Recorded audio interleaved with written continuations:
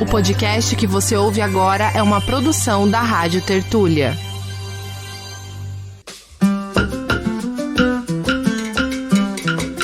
Bem-vindo e bem-vinda ao podcast A La Cubana. E eu já agradeço de saída que você está aqui e esperou por mais um episódio que demorou um tantinho a mais, né? Como você sabe, a vida de uma mãe solo com 2 filhos no patriarcado e no capitalismo é muito louca. Então, eu tava com saudade de voltar aqui, voltei agora, porque o A La Cubana alimenta a minha alma. Se você é novo neste podcast, eu sou a jornalista Bia Pasqualino, fundadora da Rádio Tertúlia, que é a produtora de podcasts que está por trás do A La Cubana e fica em São Paulo. Eu sou apaixonada pela história de Cuba e pelo povo cubano, estudo a Revolução e resolvi fazer esse podcast em 2024 sobre a ilha socialista do Caribe. Aqui eu converso com gente que estuda Cuba ou já viajou para lá, e aí a gente vai montando melhor o mosaico complexo que é compreender Cuba hoje.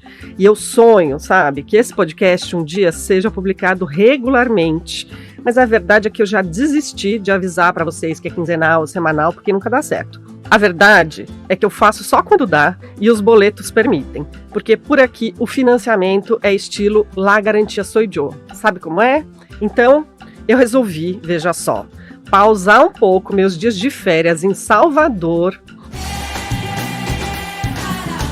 para retomar o podcast. Então, você valoriza, hein? Por favor, indica o podcast para seus amigos, para a família, para quem você sabe que gosta desse assunto de Cuba. Então eu estou aqui no estúdio da capital baiana, o Urban Studio, com o Tony, valeu Tony, gravando mais um episódio. E eu já agradeço a parceria desse estúdio. Aliás, se você já foi para Havana e também conhece Salvador, me diz, não são muito parecidas? Sei lá, eu acho, tanto a questão da arquitetura, das casas e tal, a vibe das pessoas também, o calor, enfim. Não sei se você concorda comigo, mas eu sei que tem um ouvinte aqui do podcast que concorda, porque ele me mandou um áudio falando da viagem dele no início de 2025 para Cuba, e eu aproveitei e falei, Cassiano, ele chama Cassiano Lopes, gente, falei, manda um áudio para o ouvinte do podcast contando um pouco da sua história com a ilha. E ele fez isso e eu vou botar para você ouvir. E ele também conta como é que ele ouvia as rádios cubanas aqui do Brasil pelas ondas curtas, as OC, durante a ditadura militar. Ó, se você é jovem e não sabe o que é OC, vou te explicar. A gente tem rádio, lembra? Antes do Spotify existia a rádio, continua existindo, muita gente escuta. Pois bem, a gente tem rádio FM, AM, que ainda existe, mas está cada vez mais ficando raro, né?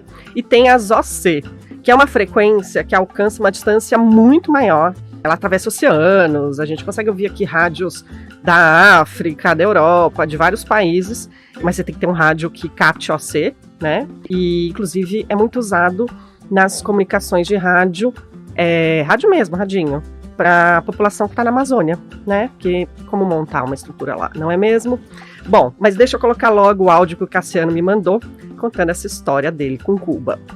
Meu nome é Cassiano Alves Macedo, eu sou um amante do rádio e gosto de pesquisar sobre o mundo das transmissões em ondas curtas. Eu tomei conhecimento do podcast mediante uma pesquisa na internet sobre a nova trova cubana e achei interessante essa ligação entre a nova trova e a nossa MPB dos anos 60.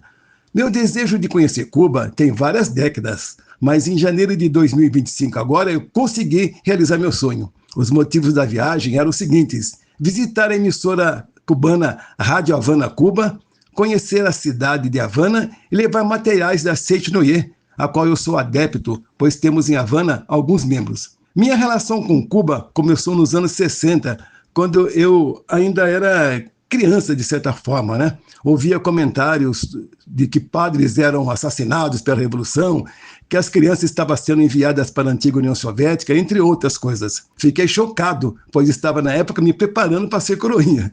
Em 1968, eu estava à noite na minha casa, em Mogi das Cruzes, quando eu morava quando era criança, ouvindo a Voz do Brasil na frente de um rádio SEMP. E resolvi virar um botão onde estava escrito OC, abreviatura para as ondas curtas.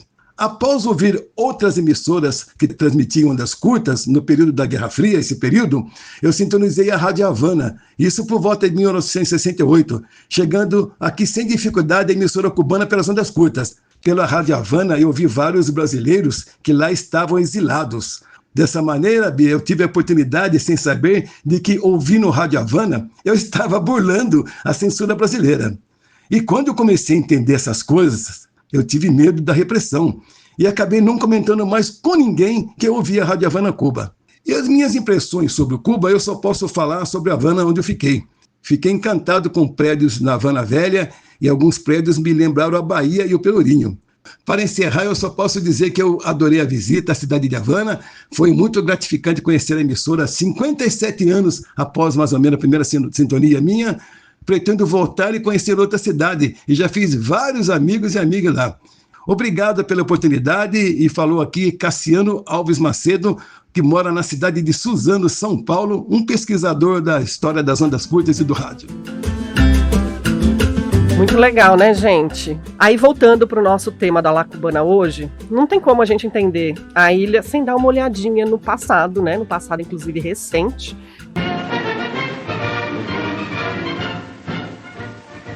La noticia del día es la ley de reforma agraria. Fidel sube camino de la comandancia. La ley de reforma agraria es ya una realidad. E é por isso que eu conversei para este episódio com ninguém menos que Joana Salem. A Revolução Cubana criou mais propriedades privadas do que o capitalismo. Porque o capitalismo cubano era tão monopólico, que a Revolução Cubana criou pequena propriedade privada. As pequenas propriedades privadas cubanas criadas na reforma agrária lá atrás estão todas associadas em cooperativa. Se você não conhece a Joana, você tem que conhecer, tá? Ela é uma pesquisadora e professora na Universidade Federal do ABC, ali em São Paulo, e eu admiro muito o trabalho dela. Ela é mãe de uma menina linda e faz tanta coisa que eu nem sei como ela dá conta de ser tão estudiosa, sabe? Eu fico olhando e falo, meu Deus, que caos que é a minha vida. E tem gente estudando, fazendo tanta coisa, né, organizadamente. Mas, enfim, toda a minha admiração a você, Joana.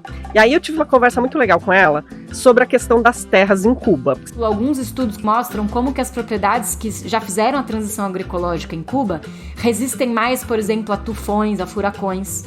A produção é recuperada mais rápido. Então, fui conversar com a Joana para entender como é que foi esse confisco de terras, como é que foi essa questão de reforma agrária por lá. Bora ouvir a entrevista? Com vocês agora, meu papo com a Joana Salem.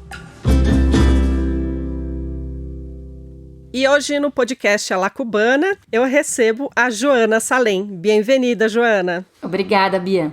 Bom, gente, a Joana é doutora em História Econômica pela USP, professora na Universidade Federal do ABC, onde também coordena o Grupo de Estudos da América Latina Contemporânea. A Joana escreveu, gente, um monte de livros sobre Cuba. Eu vou falar alguns deles aqui. E escreveu também sobre Paulo Freire, mas os outros eu vou deixar na descrição do episódio. Mas aqui para nossa conversa, é importante vocês saberem que ela é autora do livro História Agrária da Revolução Cubana, da editora Alameda, saiu em 2017. E ela também é coautora do livro que saiu em inglês com o título Cuba e as Políticas Econômicas do Socialismo Periférico, Reformas Recentes em Perspectiva Histórica, que ela escreveu junto com o Vitor Schincariol e que saiu pela editora Routledge. Ela também é coorganizadora do livro Cuba no século XXI, Dilemas da Revolução, também da Elefante, de 2017, e é uma das autoras que escrevem artigos para o livro Entre a Utopia e o Cansaço, Pensar Cuba na Atualidade. O artigo dela tem o título Cuba é agroecológica? E é justamente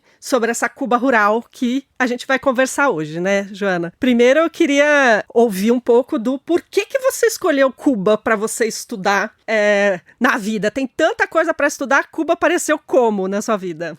Primeiro, obrigada, Bia. Eu sou uma ouvinte do podcast, então eu já estou animada de estar aqui conversando com todo mundo que está formando essa comunidade em torno do assunto Cuba por sua iniciativa.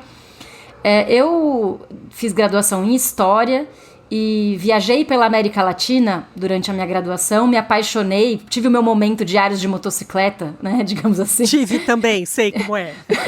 Eu me apaixonei pela América Latina e, então, ao mesmo tempo, eu tinha muitas dúvidas sobre o que era o socialismo na prática. Tinha muita curiosidade por entender. E então Cuba apareceu para mim como um tema de interesse, de bastante bastante busca sobre a conexão possível entre América Latina e socialismo, né? Que eram temas que me interessavam durante a graduação. E aí eu fui estudar a reforma agrária muito inspirada, na realidade, pelas leituras que eu fazia do Caio Prado Júnior na graduação, principalmente pela importância da questão agrária na formação histórica latino-americana, especialmente a brasileira. Mas, no caso cubano, a questão agrária também era um tema absolutamente chave para se entender qualquer transformação. A economia cubana era baseada na agricultura, especialmente na monocultura de cana, como a gente vai falar, e a Revolução Cubana precisou lidar com essa herança da monocultura para realizar um processo de transformação baseado nessa base, nesse ponto de partida bastante adverso, né, que é a monocultura canavieira. Então, eu queria entender mesmo como a reforma agrária, os processos de transformação agrária, funcionaram como motor dessa mudança econômica proposta pelo socialismo na ilha. Muito legal, porque quando a gente vai para Cuba como turista, muitas vezes fica no circuito Havana-Varadeiro, né? Às vezes Santiago de Cuba, mas é muito... Até porque é difícil, né? Você viajar pelo país, tem todas as dificuldades de transporte, enfim. Mas nesse artigo que você fala sobre Cuba agroecológica, você conta que teve em 2016 na ilha, justamente para ver essas condições rurais, e era uma semana depois da morte do Fidel, né? Como é que foi isso? O que você lembra dessa época, assim, imagina a comoção, né, que você viveu ali junto com o povo cubano? Eu cheguei em Cuba durante o evento de 7º dia da morte do Fidel. Estava acontecendo no momento em que a gente chegou. Foi um grupo de brasileiros do programa Realidade Latino-Americana da Unifesp, e estava acontecendo esse evento de um grande velório, né? Uma cerimônia de 7º dia em Santiago. E a gente chegou em Havana, a gente viu pela TV o que estava acontecendo, mas o país estava inteiro em comoção, tinham cartazes com o rosto do Fidel espalhados pelo país inteiro. A gente aproveitou também para conversar muito com as pessoas sobre isso na rua, né? Que você vai comprar alguma coisa, vai entrar num transporte. Então a gente fazia essas conversas para entender um pouco o tipo de sentimento que o povo cubano tinha em relação a essa morte. E a comoção popular foi muito profunda, né? Então foi mais ou menos nesse contexto que a gente fez a viagem. Muito interessante. Você lá aproveitou para conhecer cooperativas, né? Você conta tudo isso nesse artigo que eu recomendo muito aos ouvintes para ler. Aliás, comprar o livro inteiro. Vários dos autores desse livro eu tenho entrevistado aqui no podcast, então ele super vale a pena. Aproveitando esse assunto que a gente tem falado, mas a mídia tem falado, ou enfim, a gente tem recebido informações sobre a questão da crise de alimentos, né? Em Cuba, o desabastecimento, enfim, a questão de inflação. Como é que você explicaria como é hoje a Cuba rural, assim? E aí, eu sempre peço para as pessoas explicarem o que o bloqueio tem a ver com isso. Porque a gente fica, às vezes, muito no macro e não consegue entender como é que no cotidiano, enfim, nas coisas mais práticas, isso acaba afetando. Então, a Cuba rural hoje é como? A Cuba rural hoje é completamente diferente de como era quando aconteceu a Revolução, né? As transformações geradas tanto pela Revolução quanto pela crise dos anos 90 foram tremendas. Hoje, a Cuba rural ela é muito mais, entre aspas, desabitada do que era na época da Revolução, né? Então, na época da Revolução, 45% a 50% da população cubana vivia no campo, era mais ou menos metade. E hoje já é bem menos da metade da população cubana que vive no campo. Inclusive porque um dos elementos que a Revolução promoveu foi muitas oportunidades educacionais para a classe trabalhadora rural, que fez com que essa classe trabalhadora, especialmente a juventude, fosse estudar nas universidades, né? E ter carreiras que envolviam viver na cidade, né? Esse é um dos grandes desafios, porque há um êxodo rural que foi promovido durante a Revolução pelas próprias conquistas sociais ocorridas na cidade. No início havia um projeto de zonas de desenvolvimento agrário que descentralizava a infraestrutura de bem-estar social no campo. Mas há uma tendência centrípeta, digamos, né? A centralização dessas infraestruturas sociais que faz com que a população tenha se deslocado mais para as cidades. Então, a Cuba rural hoje é mais desabitada do que era. Há uma população rural importante, mas durante a Revolução, no começo da Revolução, era maior.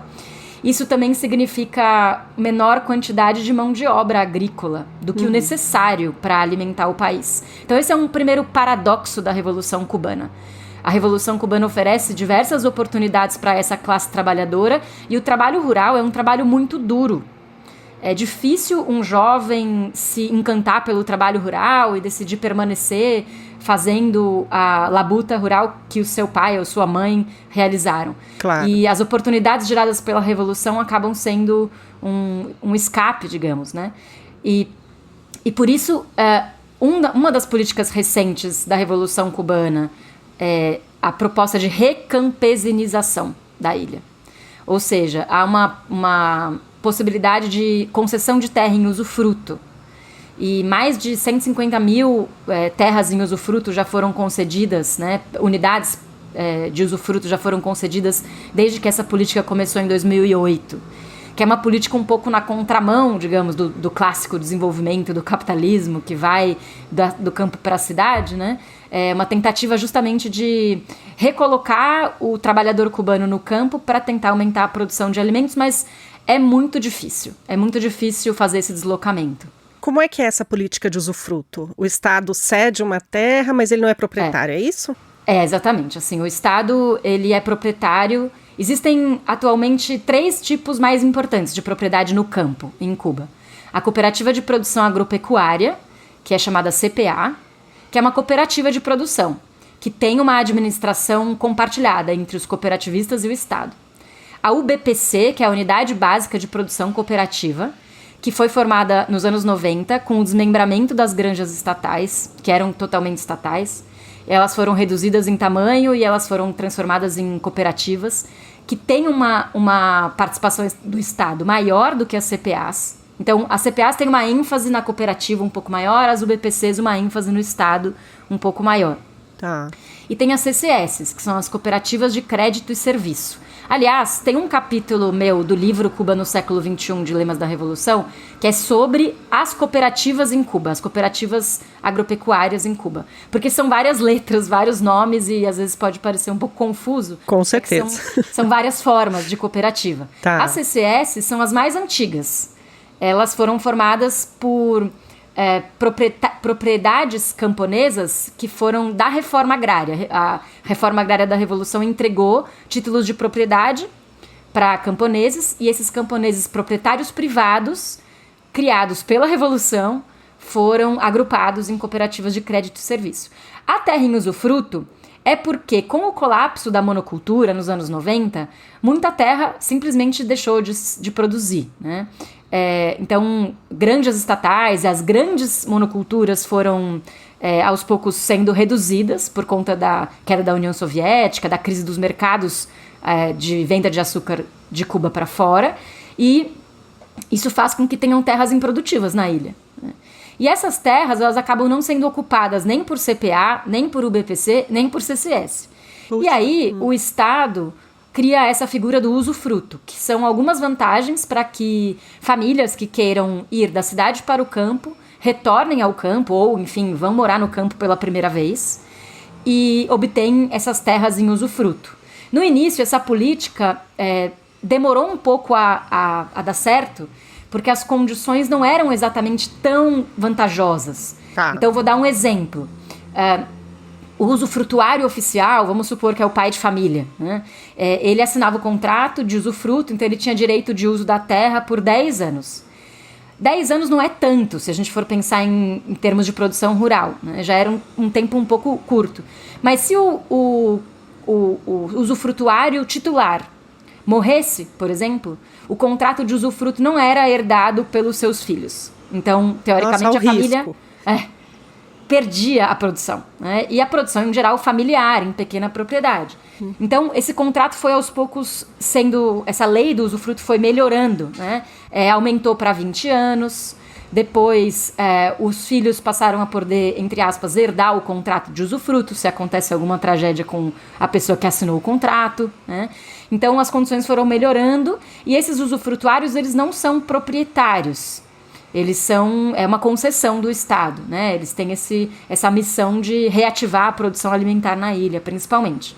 Aí entra o bloqueio, né? Porque a gente sabe que é necessário uma certa gama de tecnologias, máquinas, ferramentas e etc. para se realizar uma produção eficiente no campo, né? E aí, nesse caso, eu não estou falando de insumos agrotóxicos, eu estou falando de máquinas mesmo, né? Do que precisa mesmo. A tecnologia mecânica, né? Desde sempre da história cubana há um problema de dependência tecnológica, porque Cuba, mesmo que tenha tentado criar tecnologias próprias de produção rural, teve muita dificuldade de ganhar autonomia total em relação à produção de tratores, à produção de colheitadeiras e etc., né? Eu conto isso no meu livro História Agrária da Revolução Cubana. Tem um capítulo que trata justamente sobre escolhas tecnológicas e dependência, né? O Celso Furtado usava essa expressão dependência tecnológica como um traço característico fundamental do que ele chamou de subdesenvolvimento, né? E essa dependência tecnológica persistiu na ilha.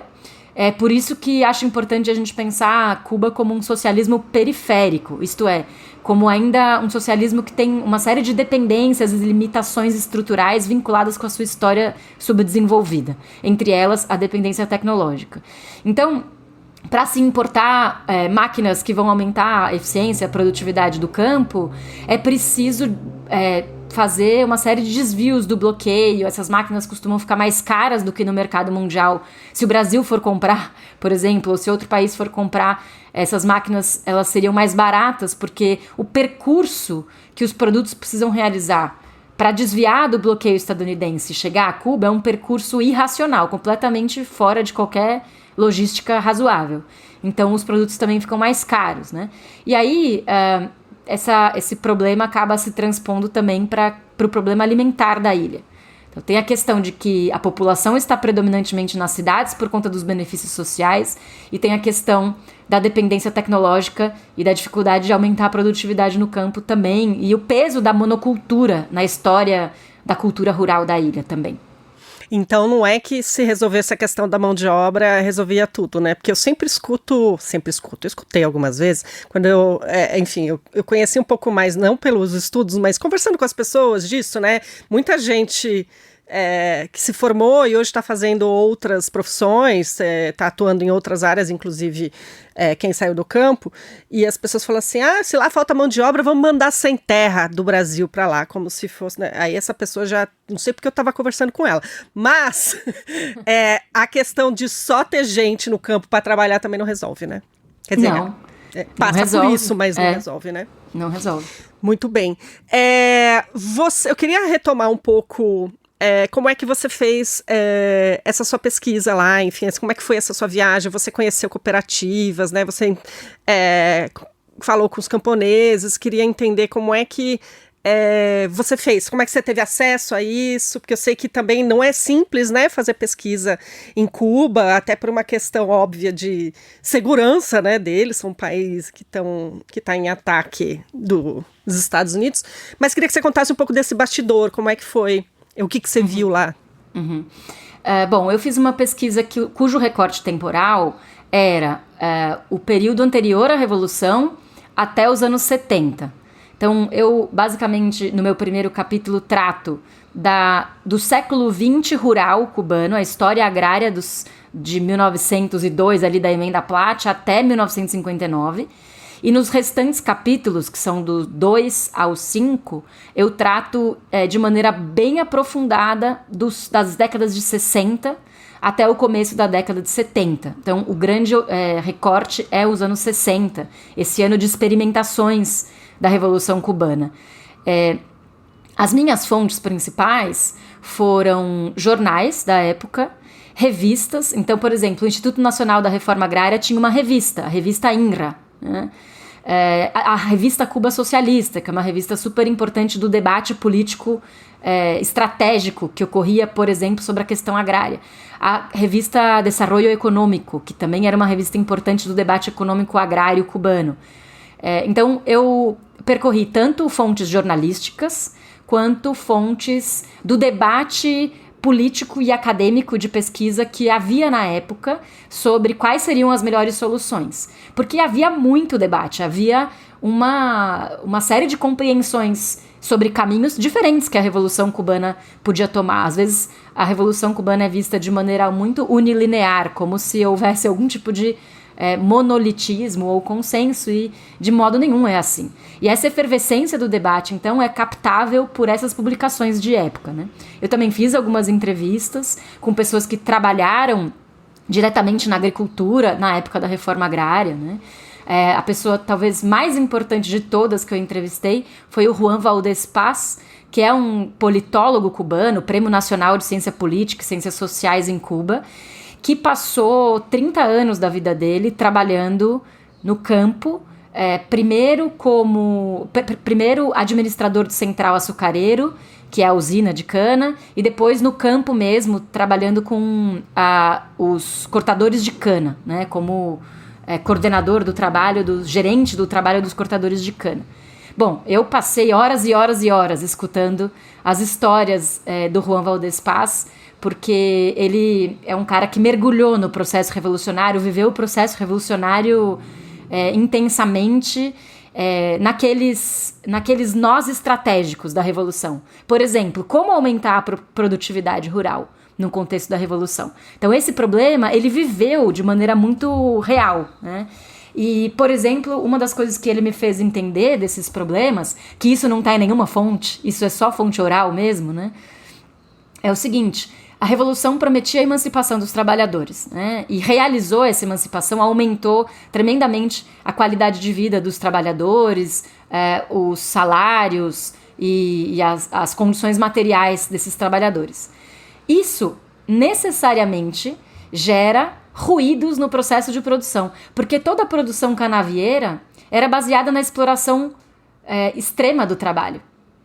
Então, uma coisa que só a entrevista com o Juan Valdez Paz me fez entender, que é um dos temas que eu mais trabalho no meu livro também, como criar a possibilidade de um processo histórico que ao mesmo tempo emancipa o trabalhador e aumenta a produtividade num cenário de dependência tecnológica.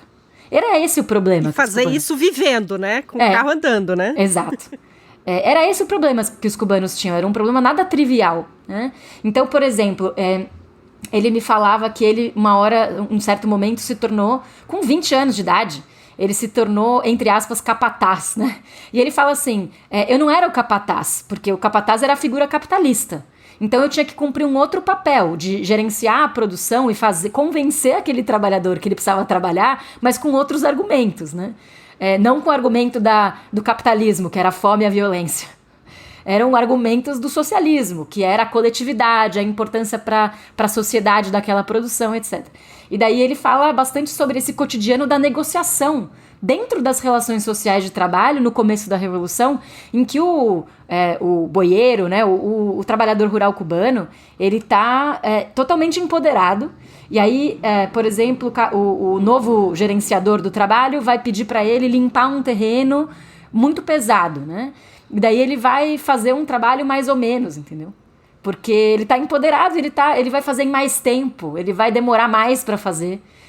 E então a produtividade cai, porque o trabalho humano vivo é o cerne da agricultura cubana nesse momento, que não é mecânica, é zero mecanizada.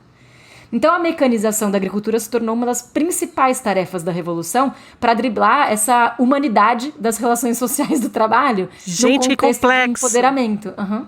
Muito complexo isso, né? Então, bom, você estava perguntando das fontes. As fontes orais muitas vezes nos trazem questões que as fontes escritas não trazem com a mesma força, né? Exato. Aliás, você falou que você entrevistou ele por horas e horas. Eu e o meu cérebro, vamos transformar tudo em podcast, já está aqui. Você fez gravação em áudio? Tudo gravado. Joana. Tudo gravado. Vamos conversar depois sobre isso. Com certeza. Essa é uma pena, porque os historiadores coletam um volume de fontes que não conseguem usar tudo no trabalho. Tem um volume enorme de gravações e fontes primárias que estão arquivadas aqui no meu computador. Vou te fazer uma visita com um rum cubano e a gente conversa mais. Vamos sim. Bom, então eu queria retomar agora, né, a reforma agrária e a Revolução Cubana. Então vamos falar sobre aquele período pós-59, né? O Fidel chegou a dizer expressamente: sem revolução não há reforma agrária. Como que a reforma agrária se tornou, assim, fundamental, enfim, para os revolucionários, né? Foram várias leis de reforma agrária, inclusive, você cita uma que eu não sabia, que é deixa eu pegar aqui, a Lei número 3 da Sierra Maestra, que foi anunciada em plena guerrilha, né? Eles ainda nem tinham ganhado o poder. Foi em outubro de 58. Como que é possível ter uma lei de reforma agrária nesse período? Enfim, queria que você contasse um pouco de por que a reforma agrária passa a ser central para os revolucionários e como isso foi sendo conduzido. Uhum. Bom, a frase do Fidel é extremamente dialética e, ao mesmo tempo, didática, como ele costumava ser. Sem revolução não há reforma agrária. A lógica formal seria: sem reforma agrária não há revolução. Mas no caso cubano, de fato, sem revolução não haveria reforma agrária. Pelo menos a reforma agrária forte, de tipo estrutural, que Fidel Castro se referia, né? Por quê? Porque a questão agrária, a estrutura de produção da agricultura comercial cubana era o centro do capitalismo cubano.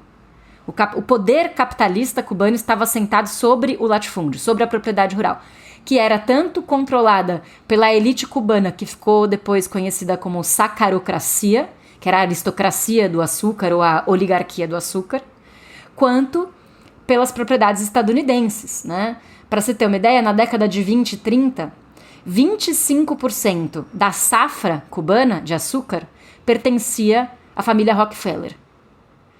Nossa, é muita coisa. Por meio do National City Bank. Isso nos anos 20 e 30, né, do século passado. 1/4 da safra cubana de açúcar pertencia a um único grupo conglomerado financeiro estadunidense. Em 1927, 62% da safra de açúcar cubano estava sob propriedade estadunidense. 62%. Então, não havia como realizar uma reforma agrária, primeiro, sem afetar os interesses dos Estados Unidos. Claro. Uhum. E não havia como realizar uma reforma agrária sem alterar a estrutura de propriedades da ilha de modo a criar algum tipo de enfrentamento com o próprio tipo de capitalismo que havia, capitalismo agrícola que havia em Cuba, né? Então, a importância do açúcar para a economia cubana, não só do açúcar, mas principalmente de 5 produtos comerciais. O açúcar era o principal, né? 5 produtos agrários comerciais. O açúcar, em primeiro lugar, que correspondia a 77% do valor das exportações cubanas, era açúcar. Né? É o que a gente chama de economia monoprodutora, praticamente. Uhum. E junto com a pecuária, o café, o tabaco e o arroz, esses 5 itens formavam 85% da produção agropecuária cubana.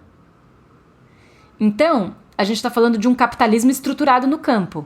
E a economia cubana se rentabilizava basicamente a partir dessa estrutura de extrema concentração fundiária, né? Além disso, metade da força de trabalho agrícola estava nos canaviais. Então não havia como fazer um processo de transformação do campo e de atendimento da necessidade de propriedade do sem-terra se não afetasse de maneira expropriatória esse capitalismo. Por isso que sem revolução não haveria uma reforma agrária digna desse nome, né? Dos problemas relacionados com a pobreza no campo também é que havia um desemprego sazonal, que eles chamavam de tempo muerto, né? O tempo morto. Porque a safra, o momento de cortar a cana, era o momento em que essa grande estrutura capitalista absorvia a mão de obra rural, e no tempo em que a cana crescia, de novo, essa mão de obra era cuspida para fora dessa estrutura. Então, o trabalhador rural cubano, ele era híbrido, metade do ano ele era assalariado, a outra metade ele era um camponês poceiro. Porque ele era sem terra, ele se apossava de algum pedaço de terra, fazia uma roça pequena, e muitas vezes na história a guarda rural empurrava esse camponês para mais longe, para as terras mais inférteis. Não por acaso a Sierra Maestra é um centro da Revolução. Porque na Sierra Maestra havia aqueles camponeses que tinham sido historicamente, e quando eu falo historicamente, quero dizer durante séculos, né, expulsos das terras mais férteis. Né? E aí se concentrou justamente aquele camponês que se sentia mais afetado, violado, violentado pelo Estado e pela grande propriedade. Uma pesquisa que eu encontrei na época, eu entrevistei outra pessoa muito importante que eu entrevistei, foi o Jacques Chonchol, que é chileno, mas que era na época funcionário da CEPAL e da Food and Agriculture Organization, da FAO, e ele visitou Cuba em visitas técnicas logo no começo da Revolução e fez relatórios que nunca foram publicados, que também ele me forneceu como fonte primária. E em 1956, às vésperas da Revolução, teve um grupo chamado Agrupación Católica Universitária que fez uma pesquisa sobre a situação social da população rural. Então, pega bem o retrato da pobreza rural às vésperas da Revolução. Então, alguns números que saíram nessa enquete, né, para a gente entender essa situação dessa população rural. Em termos de moradia, 88% da população não tinha saneamento, 97% não tinha água encanada, praticamente todos, e 93% não tinha eletricidade. Então, essa era a situação. Isso aqui ano? 1956, às vésperas da Revolução. Uhum. Em termos de infância, 62% das crianças menores de 15 anos trabalhavam no campo. Mais da metade das crianças eram já trabalhadoras no campo, né, antes da Revolução. 44% das crianças nunca tinha ido à escola. E 43% da população rural era analfabeta. Trágico. Isso assim, 43%, os outros que consideravam alfabetizados, muitas vezes que sabiam escrever o próprio nome, só. Sim. Né? Uhum. Em termos de saúde, a situação era muito também impressionante. 92% dos cubanos que viviam no campo antes da Revolução, em 1956, nunca tinha visto um médico na vida. 92%. Então não havia estrutura sanitária nenhuma. Né? E somente 4% das famílias rurais desse ano comiam carne de boi. Só 4% tinha proteína bovina. Por isso que um dos problemas foi que, quando acontece a Revolução e a Reforma Agrária, há um processo de assassinato de bois, né, de um matadouro de bois descontrolado. A população rural, no momento em que lhe é permitido comer carne de boi, começa a matar o próprio rebanho e comer carne de boi, fazer churrasco. Por quê?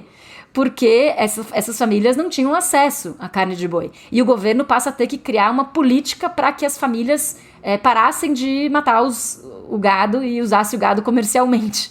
Então esse foi um dos pontos.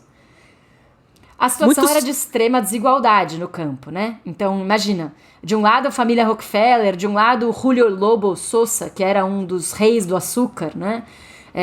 Uma sacarocracia extremamente rica que vivia luxo, né, nas cidades, especialmente em Havana, mas frequentava os Estados Unidos, e do outro uma população rural que representava o extremo oposto, né, o polo mais dilapidado ali do subdesenvolvimento, do capitalismo periférico cubano.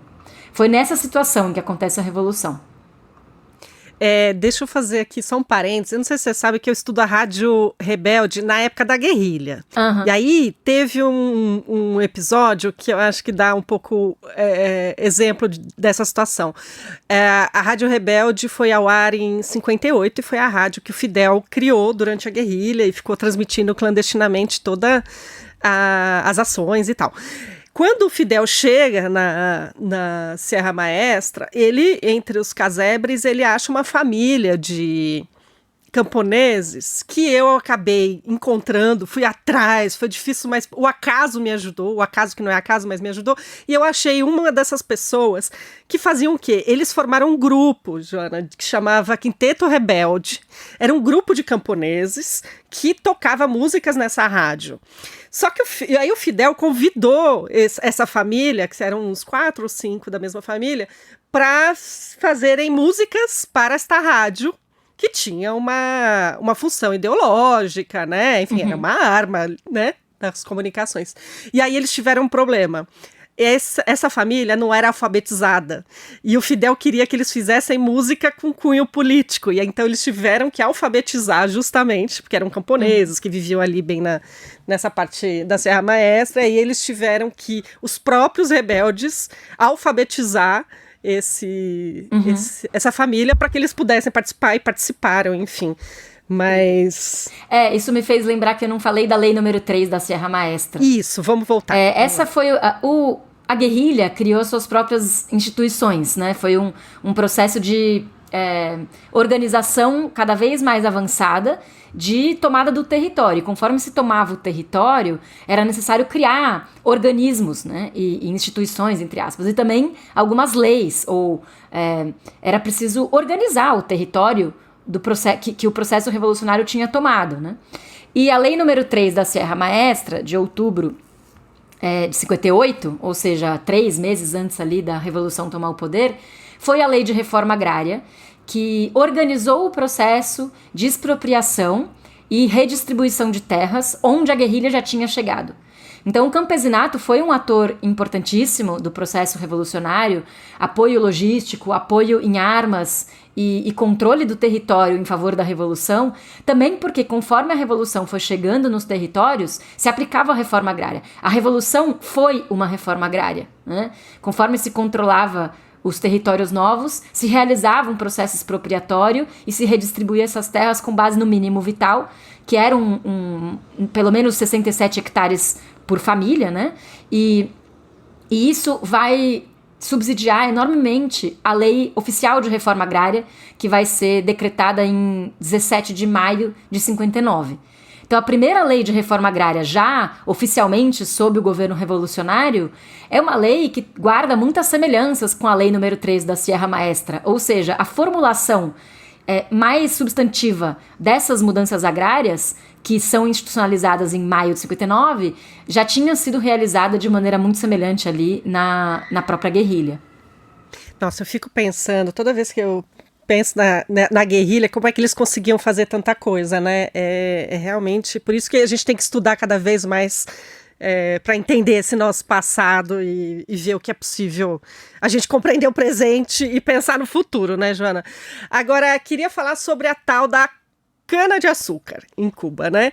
Embora ela seja, como você já disse, né, uma dos produtos principais da economia cubana, eu lendo aí seu livro, eu não lembro se foi prefácio ou se foi a orelha, que tem o Plininho,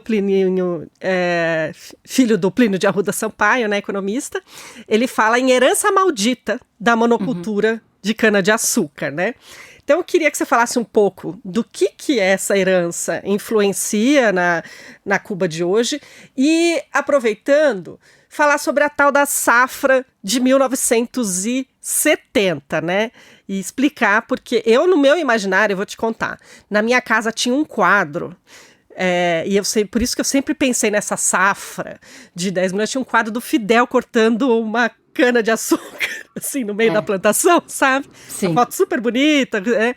E aí, quando eu fui para Cuba, tinha algum museu que eu fui que falava um pouco dessa safra, que foi... O Museu da Revolução, provavelmente. Deve ter sido, né? Você contar o que deu certo, o que deu errado, enfim, o que é que a gente pode falar sobre Cuba de hoje que advém dessa... enfim, dessa herança e do que os revolucionários fizeram depois. O açúcar representou o produto emblemático do capitalismo agrário cubano e da exploração imperialista. E o projeto revolucionário envolvia a diversificação agrária da produção. É interessante também a gente lembrar que, em termos de programa econômico, a Revolução Cubana foi muito influenciada, curiosamente, pela proposta da CEPAL de diversificação e industrialização. Inclusive, existem técnicos, economistas da CEPAL que vão até a Revolução, vão a Cuba, assessorar tecnicamente a Revolução. Um deles é o Juan Oyola, um mexicano economista da CEPAL, que depois escreve uma carta de próprio punho para o Raul Prebisch, o que é o diretor da CEPAL da época.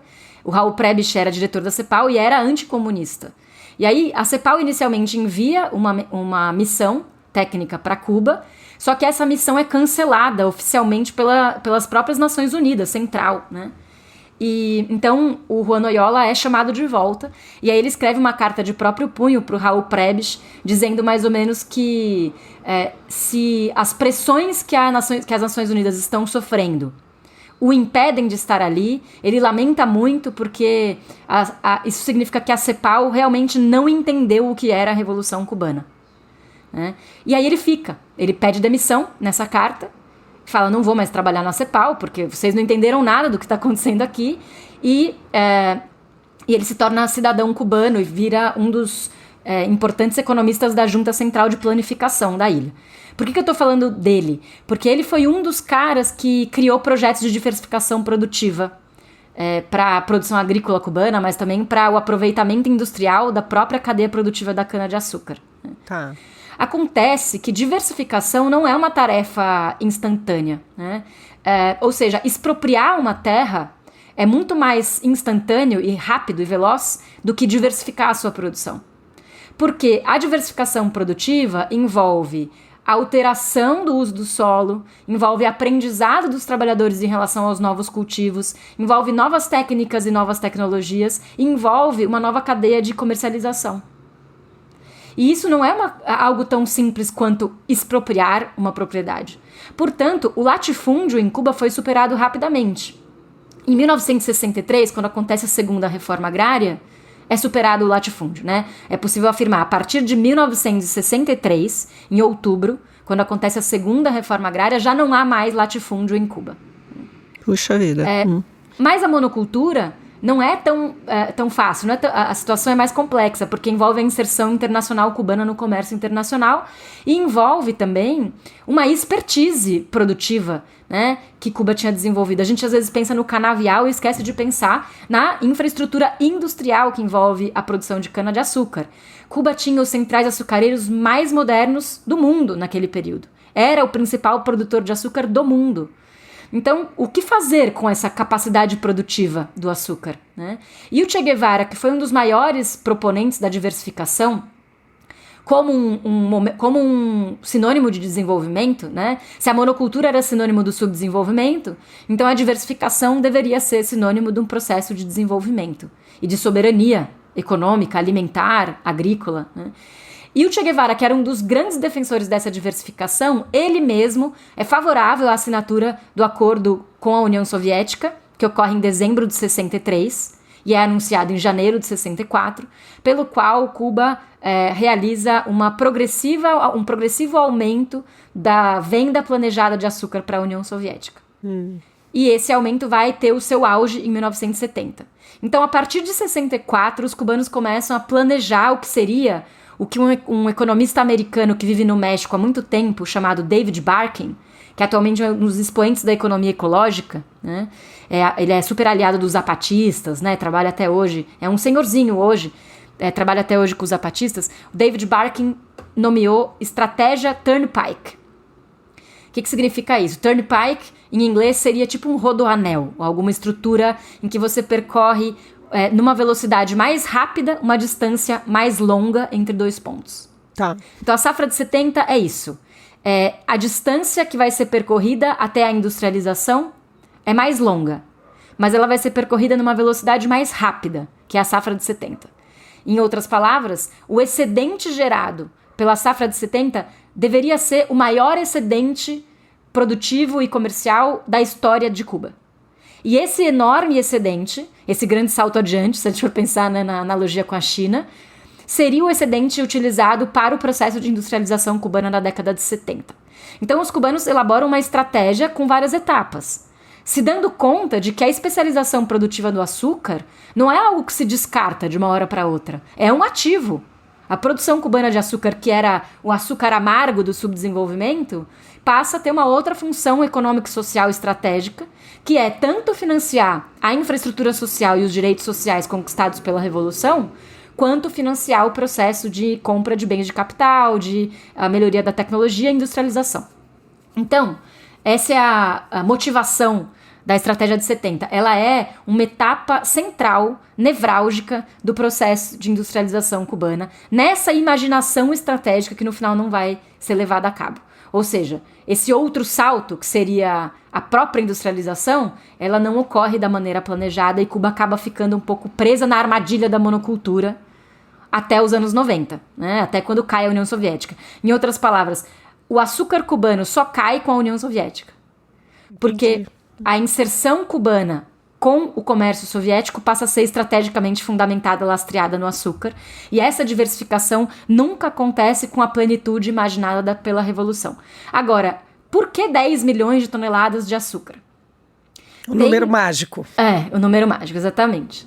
Tem um subtítulo do meu livro que tem esse nome, né? Tem um capítulo do meu livro, que é o capítulo 4, o História Agrária da Revolução Cubana, que se chama Safra de 70 e Estratégia de Desenvolvimento, justamente, em que eu discuto essa questão da estratégia Turnpike, né? E aí, tem uma discussão muito interessante que foi feita num Jueves de Temas. A revista Temas é um dos centros do debate intelectual cubano, e toda quinta-feira eles se reúnem lá no ICAIC, em frente ao ICAIC, para fazer um debate, né? Acho que é uma vez por mês, alguma coisa assim. E ali aí, perto da Copélia, não é? O ICAIC? Mais pra frente. Mais adiante, né? Mas o Jueves de Temas é um debate, então, um dos Jueves de Temas, eles fazem sobre a safra de 70 e aí tem depoimentos muito interessantes. Eles publicaram essa conversa na Temas. E uma das pessoas que é entrevistada, que tá nessa mesa, em 2010, é a Selma Dias. A Selma Dias, ela era dirigente do Instituto de Planificação Física do Ministério de Obras Públicas na década de 60. Ela era uma técnica de alto escalão do governo cubano nesse momento. Então, o que ela relata sobre o número 10 milhões? Eu vou ler alguns depoimentos aqui para a gente materializar.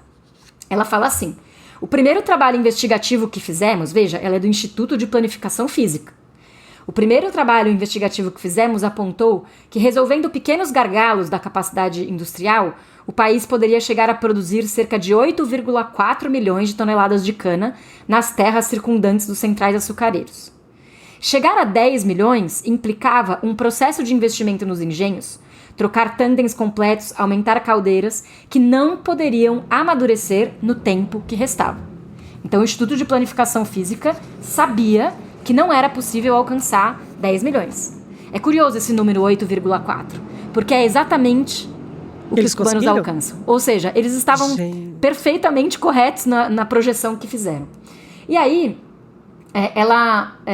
a Selma continua assim: a cifra 10 milhões foi uma decisão pessoal do companheiro Fidel Castro. Nós discutimos com ele o trabalho que havíamos concluído na agricultura, a avaliação de que cada um dos 154 centrais existentes, e que, segundo os resultados, poderíamos chegar aproximadamente aos 8,2, 8,3 ou até 8,4 milhões de toneladas. Propusemos-lhe 8,5 milhões.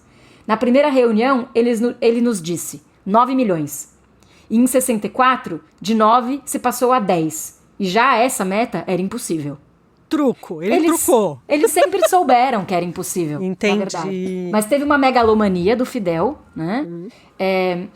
O Fidel tinha um desejo de mostrar ao mundo que a revolução socialista, que a forma de produção socialista era superior à capitalista, e bater esse recorde de produção em relação ao próprio capitalismo cubano. E ele tinha também uma certa motivação de uma certa guerra comercial. Na epígrafe desse meu capítulo, eu coloquei uma citação de um discurso do Fidel Castro, que foi uma outra coisa que eu usei bastante, os discursos dos dirigentes cubanos, né? Em que ele está em junho de 65, em que ele fala assim: podemos ser terríveis concorrentes e em matéria de açúcar não tememos absolutamente ninguém. Veremos como se arranjarão aqueles que desenvolveram sua indústria à custa de Cuba. Pois bem, terão uma indigestão de açúcar. Ele está numa plena guerra comercial, ele quer quebrar os centrais açucareiros, especialmente da Argentina, porque ele sabe que há uma manifestação de trabalhadores na Argentina, em Tucumã, uma revolta de trabalhadores do açúcar em Tucumã, e ele quer quebrar esses centrais açucareiros para produzir uma revolução. Tinha uma certa ideia de que a crise do açúcar no Brasil, na Argentina, seria um epicentro também de uma revolta de trabalhadores, né? Tá. Então tinha uma série de motivações. Uhum. E no final das contas, o que acontece é um desgaste tremendo da economia cubana. Todos os trabalhadores, basicamente, vão cortar cana. Aquelas fotos que você mencionou, tem o Oswaldo Dorticós, que era o presidente, tem o Che Guevara, tem todos os dirigentes do alto escalão do governo cubano. O Che Guevara, antes de sair de Cuba, já estava na missão, né, da coisa açucareira. O Icaic, na época, o Santiago Álvares, que é o grande cineasta que está na direção do Icaic, ele produz o Noticiero latino-americano, que é um noticiero que é um jornal semanal que é passado no cinema. Então, toda sexta-feira os cubanos vão ao cinema ver o noticiero. E esse noticiero, eu tive a oportunidade de acessar uma quantidade grande de fontes audiovisuais para fazer um capítulo de um outro livro que saiu na França.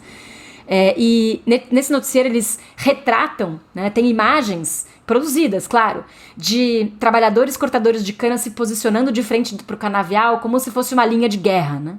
Entendi. Como se fossem soldados. Eles correm ao canavial como se fosse uma frente de batalha, né? Essa era a psicologia da safra de 70, então era uma guerra. E quando dá errado, imagino que a moral também seja abalada, né? Sim.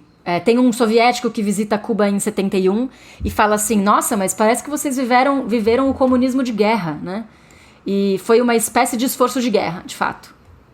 Que gerou uma série de contradições e problemas posteriormente.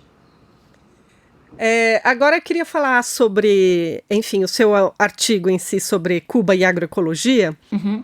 E aí, bem dos meus grandes conhecimentos não científicos de turista em Cuba, queria relatar, até falei com a economista Aline Miglioli, que também foi entrevistada aqui no podcast. Falei de uma experiência de que eu não como salada, não comia, né, um tempo atrás, e aí eu comi um tal de um tomate na praia de Cuba, e aquele tomate parecia, assim, uma coisa deliciosa. Não parecia o tomate que eu comia aqui na cidade de São Paulo. E eu fiquei encantada. Falei, gente, como é possível isso aqui ser tomate, né? E aí a gente começou a falar sobre justamente a questão dos agrotóxicos, enfim, sendo uma escolha política ou uma limitação do bloqueio, enfim. Queria que você falasse hoje o que é possível falar sobre agroecologia em Cuba. Porque esse tomate não tinha nenhum aditivo, não é possível. Era mais saboroso. Mas mesmo aqui, né, quando a gente compra dos circuitos de produção agroecológica aqui no Brasil, a diferença do sabor é... brutal, né? Total, completamente diferente. Então, se a pessoa não gosta de salada, talvez seja porque ela não provou ainda uma salada sem veneno, né? Bom, a questão dos agrotóxicos e da transição agroecológica em Cuba é a seguinte. Esse paradigma produtivo adotado entre 1960 e 1990 foi o paradigma da Revolução Verde. Cuba meteu agrotóxico no solo, insumo, fertilizante, tudo que vocês podem imaginar, porque esse era o paradigma, né? O discurso ecológico era muito incipiente, minoritário e pouco difundido naquela época, né? Nos anos 60 e 70. O que acontece, por que Cuba se torna uma vanguarda da agroecologia latino-americana? Por causa da própria crise.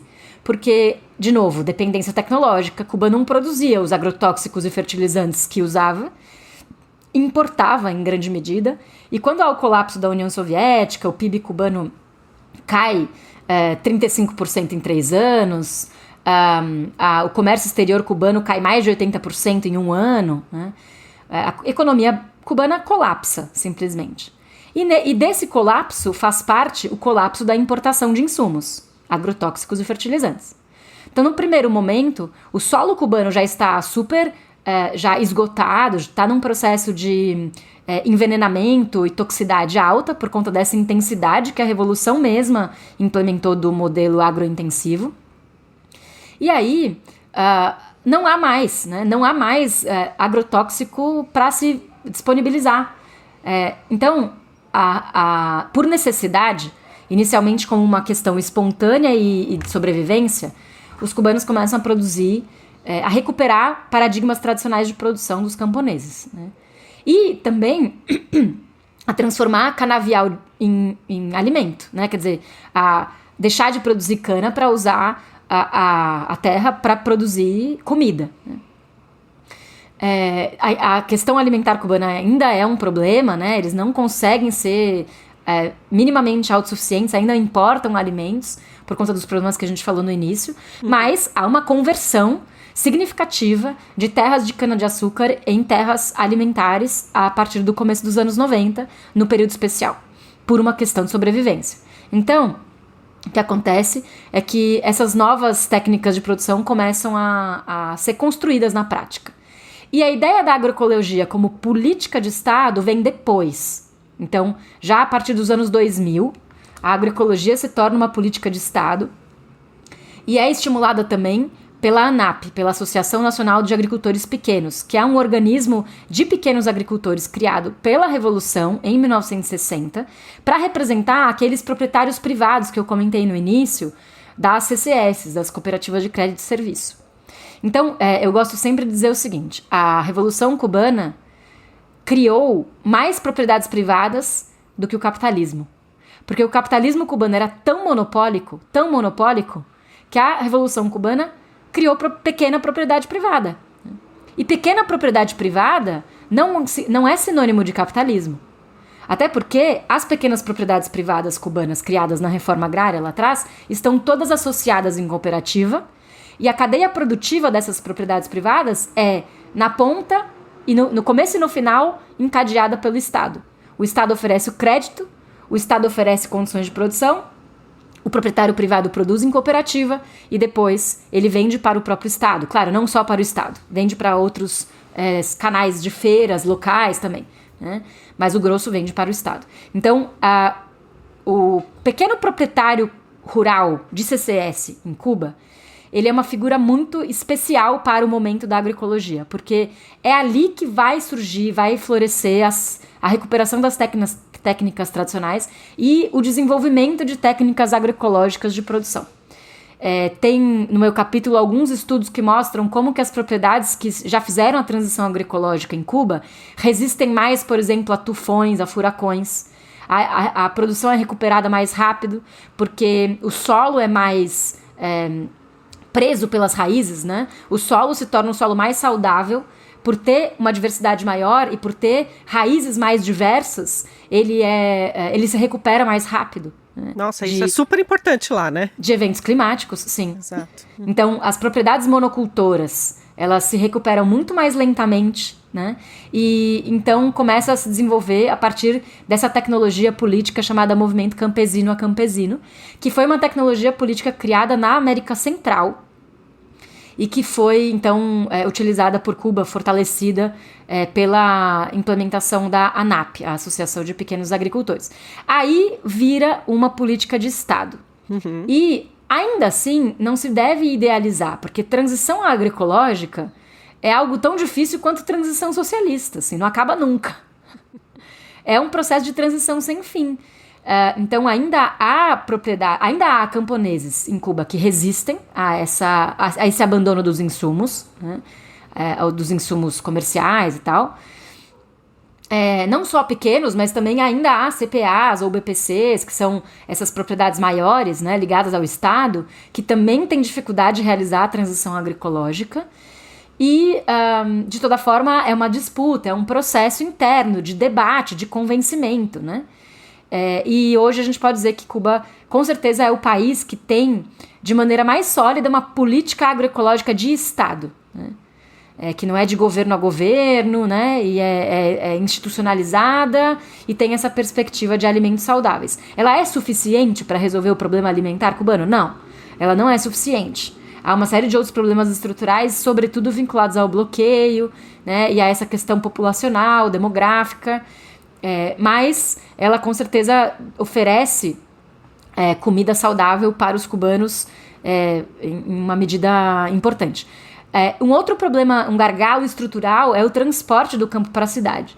Porque como Cuba tem escassez de combustível, né, é dependente de combustível da Venezuela, a Venezuela entra em crise, e aí a crise cubana também se agrava em grande medida por causa disso. Há um problema muito básico, que é o transporte desse alimento produzido no campo para a cidade. Nessa viagem que você comentou, que eu realizei com um grupo de brasileiros lá em 2016, foi notável como nas feiras agropecuárias que a gente visitou em Havana, em Marianao, na periferia de Havana, eram feiras que não estavam exatamente fartas, sabe? Com muitos produtos. Não tinha uma diversidade muito grande. Tinha ali alface, tomate, mandioca, banana, enfim, não tinha uma grande diversidade hortifruti.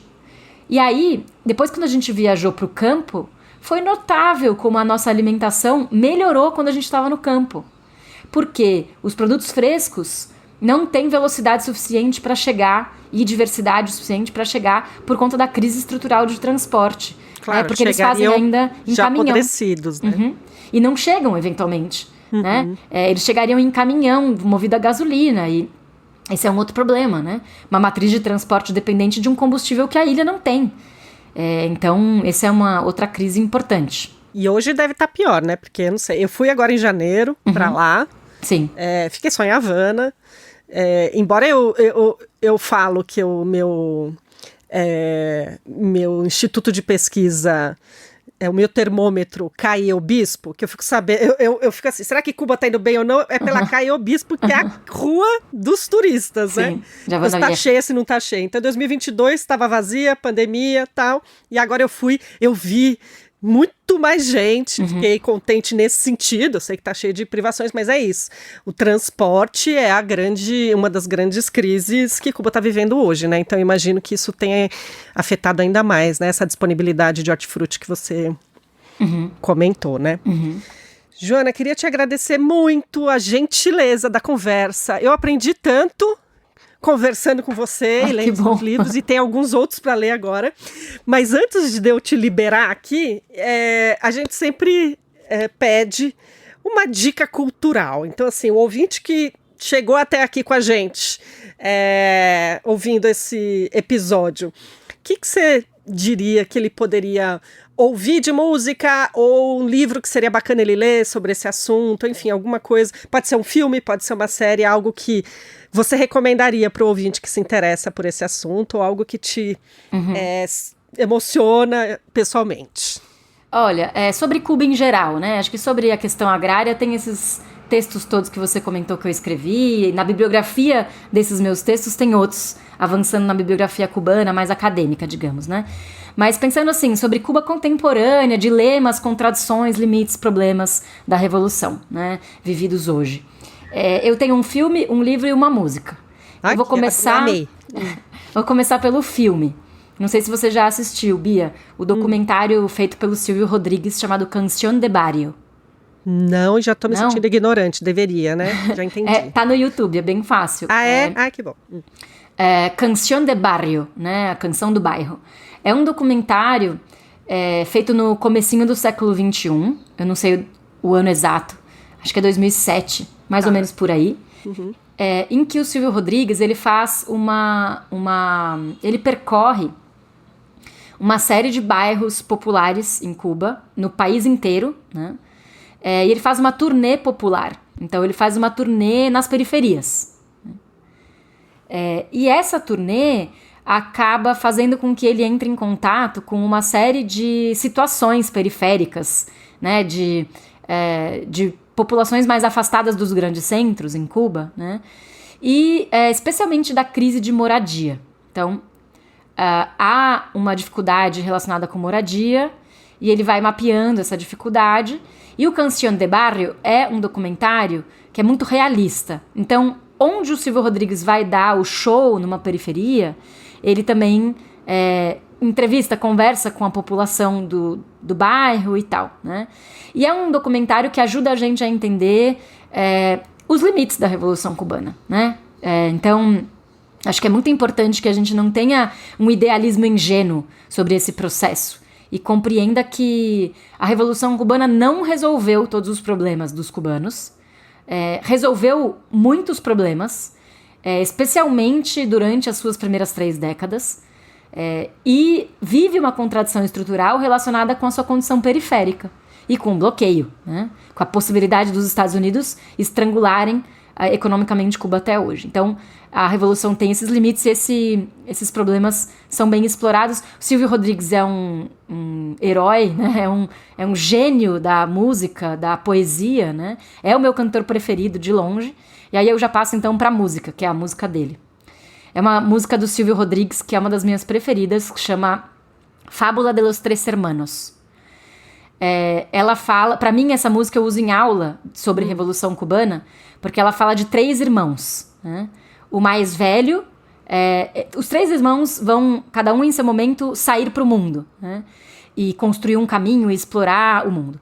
E o mais velho é muito precavido, então ele só olha para o chão e ele acaba não conseguindo chegar tão longe porque ele tem essa visão curta. O segundo irmão, o irmão do meio, ele é muito aventureiro, ele só olha para frente, só olha para o horizonte, mas daí ele tropeça no buraco, tropeça na pedra, nas raízes, e ele não consegue chegar tão longe também. E o terceiro irmão, ele fica vesgo, ele olha com um olho para o horizonte e para o outro olho ele olha para o chão. E aí ele é o que chega mais longe. Mas su mirada estava extraviada entre el estar e el ir. Então ele fica também um pouco confuso, digamos assim, né?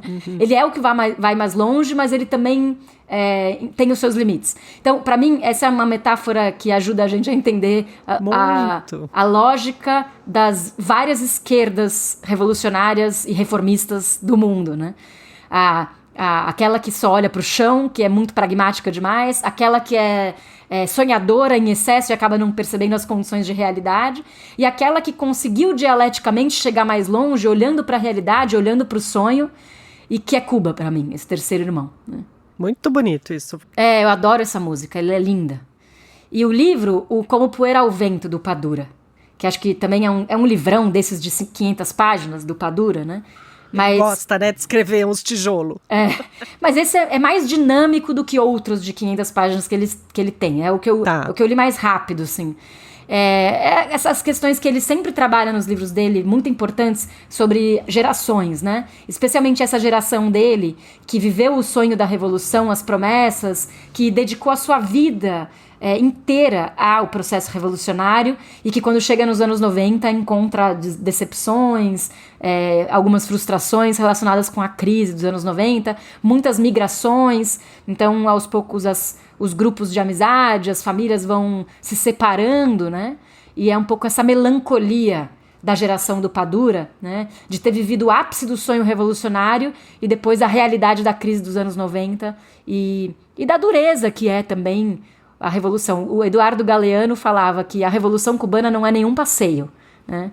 A gente não pode ir para lá com essa perspectiva porque vai ser frustrante. Então é importante quem tem interesse de ir para lá se informar sobre essas questões, problemas, contradições também. Queria te agradecer, então, Joana, pela participação. Vou deixar todos esses links, viu, gente, na descrição do episódio. Já vi aqui o Canção de Barrio, tem 1h20, tá no próprio perfil do Silvio Rodrigues mesmo no YouTube. Vou assistir também. Obrigada, Joana. Agora microfone aberto para sua despedida. Eu que agradeço, Bia. Parabéns pelo podcast. Acho que você está reunindo especialistas e conhecedores diversos de Cuba aqui no Brasil, que dão esse painel complexo do que é a ilha. Isso é muito interessante e importante para a gente não ter tantas ilusões e ter bastante pé no chão na hora de defender também a Revolução Cubana sem idealismos, né? Com bastante realismo. Agradeço demais você pelo convite. Gostou do episódio, gente? O que vocês acharam? Preciso saber. Então me escreve no Instagram, tertulia.rádio. Tem como se inscrever também no canal do Alá Cubana no YouTube. Eu tô subindo por lá, porque eu sei que muita gente agora ouve o YouTube meio como rádio, né? Deixa lá tocando. Então é só ir lá, dá um joinha, dá um like, todas essas coisas que vocês já estão cansados de ouvir, tá bom? Então me ajuda, porque vocês sabem que o algoritmo é imperialista, veja só. Bom, gente, eu queria dizer que aqui no Ai Plata, mas tem regalo. Veja só, um presentinho para você que ouviu até aqui. Você que é ouvinte do podcast, agora tem desconto exclusivo de 25%, isso mesmo, gente, 25%, nas compras pelo site da Expressão Popular. Vocês sabem que essa editora tem um acervo de livros enorme sobre Cuba, então fica a dica, vai lá, dá uma pesquisada. Eu deixei o link na descrição desse episódio, então lá no site deles é só fazer suas compras. Na hora de pagar, você adiciona o cupom do Alá Cubana e é só digitar Alá Cubana, tudo junto, e aí pronto, desconto garantido. Bom, né?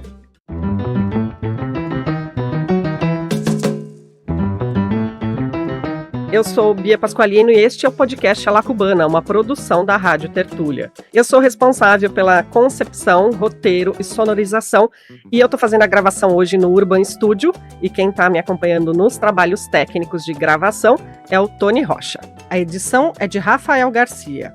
Valeu, gente, até o próximo episódio. Hasta la vista, beijos.